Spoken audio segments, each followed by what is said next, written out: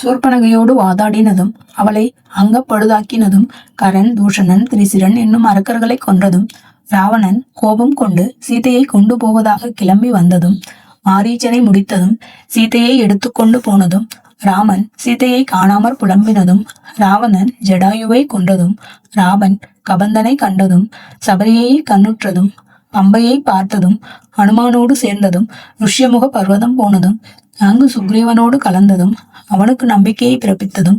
ராமனுக்கும் சுக்ரீவனுக்கும் நடந்த நட்பும் சுக்ரீவன் வாலிக்கும் தனக்கும் உண்டான வைரத்தை ராமனிடத்தில் சொன்னதும் அவர்களது யுத்தமும் ராமன் வாலியை வதம் செய்ததும் சுக்ரீவனுக்கு கிஷ்கிந்தா ராஜ்யம் கொடுத்ததும் தாரை புலம்பினதும் சரத்காலம் பிறந்தவுடனே சீதையை தேட வேண்டும் என்று ராமனும் சுக்ரீவனும் சங்கேதம் பண்ணி கொண்டதும் மழைக்காலத்தில் இரவு பகலெல்லாம் ராமன் ருஷ்யமுகத்தில் சீதையின் பிரிவினால் வருந்தி இருந்ததும்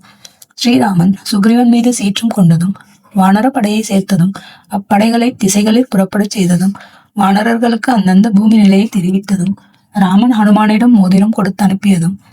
ஜாம்பவான் ஸ்வயம் பிரபையின் குகையை கண்டதும் வானரர்கள் சீதையை காணாதது பற்றி பிரயோபவேஜம் செய்ய தொடங்கினதும் சம்பாதியை கண்டதும் ஹனுமான் மகேந்திர மலையின் மீதேறி கடலை கடந்ததும் சமுத்திரராஜன் கட்டளையினால் மேலெழுந்த மைனாக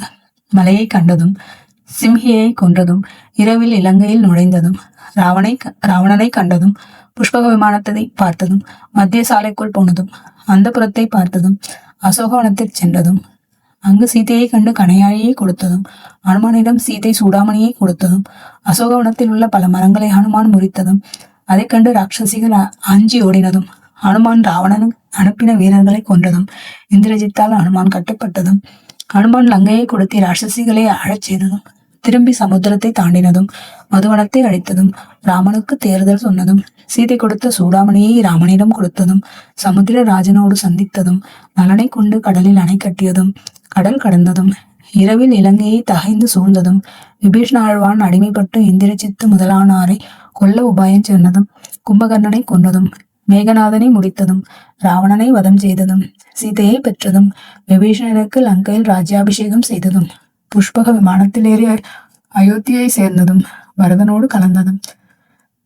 ராமாபிஷேக மகோத்சவமும் அப்பட்டாபிஷேக மகோத்சவத்திற்காக வந்தவர்களை எல்லாம் விடை கொடுத்து அனுப்பினதுமான